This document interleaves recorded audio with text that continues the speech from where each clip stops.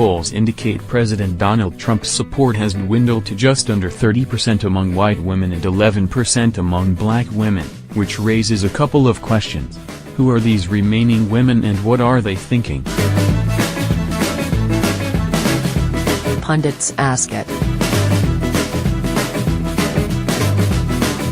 My friends ask it. I've asked it. I think it's time to stop asking it.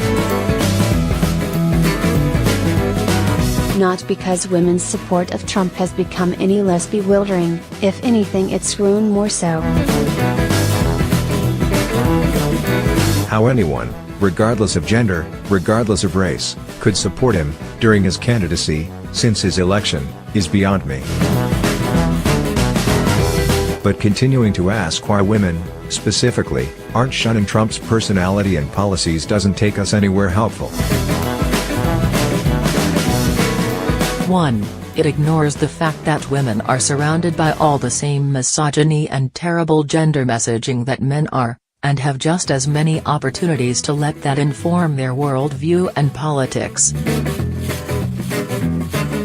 2. It implies that women have a special responsibility to save the world from fraud and foolishness, even as men are granted the power to keep creating more of it.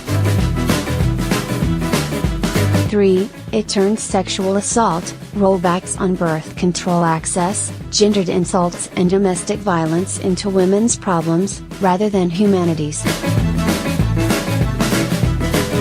When Trump bragged about grabbing women by their genitals and moving on a married woman like a bitch, when Trump led angry crowds in chants of "lock her up," before tweeting recently about the disgraceful lack of due process in this country, when Trump was accused of sexual assault by 19 women, when Trump tweeted a satirical gif of himself clocking Hillary Clinton with a golf ball, when Trump's administration moved to limit insurance coverage for contraception, when Trump asked why we're welcoming immigrants from shithole countries, when Trump paid hush money, according to the Wall Street Journal, to a porn star with whom he cheated on his third wife, when Trump defended the honor of his staff secretary accused of domestic violence by 2 ex-wives, men's and women's best interests were under equal assault.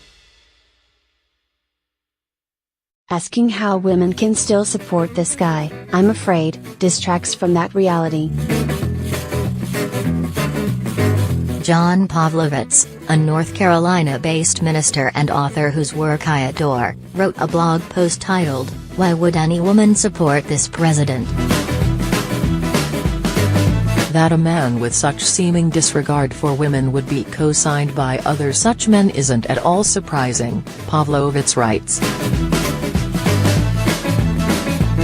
I expect knuckle-dragging, towel-snapping, cavemen to want someone like them setting the temperature and making the laws and protecting their interests.